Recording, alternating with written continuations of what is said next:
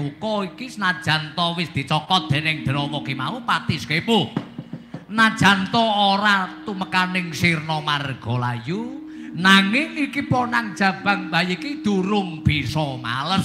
Mula penantange Ditya Kala Skepu kepengin goleki mungsuh kang bobote saimbang. Mula kang saka kuwi dina iki Ponang Jabang Bayi kang aran Jebeng Tetuka bakal ulun cemplungake jroning Kawat Candra Dimuka supaya ginege supaya ilang Ponang Jabang Bayine tuwuh kadewasane. Nuwun sewu upami kulun mbok menawi mangke napa malih titah marcapada para dewa kemawon dipun lebetaken wonten ing Kawat Candra Dimuka menika lebur tanpa dadi kalenjong warudayang ditegor ngomong Endra Brama Bayu Nyamadipati perkara rejeki jodho pati iki sing duweni sing gawe urip perkara pati iki sing duweni kang Gusti kang akarya jagat den koncenana den gedhongana wong mati masa wurunga arepa sedina kaping 7 dialap patine yen durung tatkala mangsane ya ora bakalan mati. Nanging yen wis titi mangsane kinodrat jangkaning jagat kersane Gusti kang kuwasa jagat, titi mangsane jalma manungsa mati ya kudu mati. Najan to lagi tenguk-tenguk jagong yen titi mangsane mati ya mati.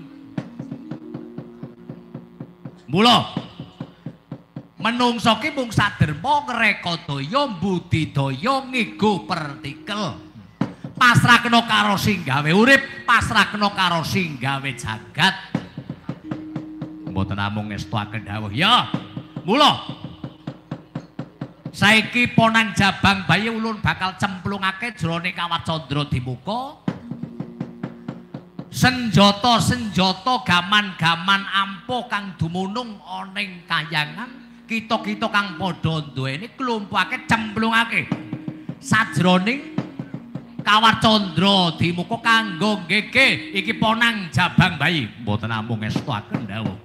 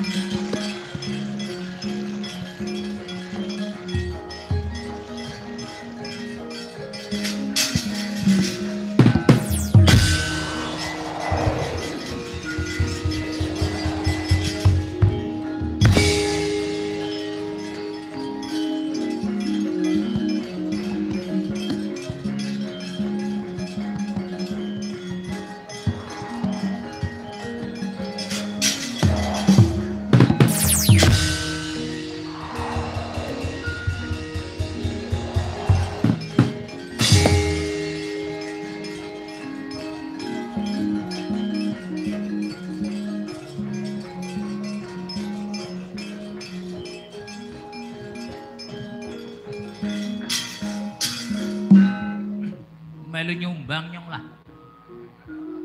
Duwene catut ya catut.